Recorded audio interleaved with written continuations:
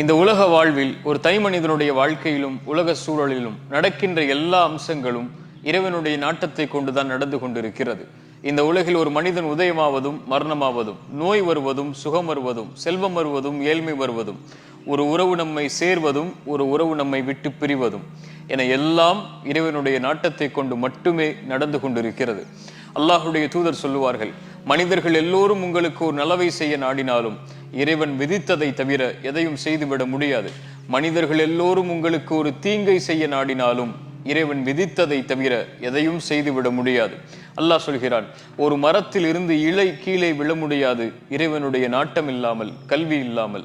ஒரு வசனத்தை உங்களுடைய வாழ்க்கையில் எந்த நிகழ்வு நடந்தாலும் மனதில் பதிய வைத்துக் கொள்ளுங்கள். லை யுஸீபனா இல்லா மா கதபல்லாஹு லனா. அல்லாஹ் விதித்ததை தவிர, இறைவன் விதித்ததை தவிர எதுவும் நம்மை வந்தடைந்து விடாது.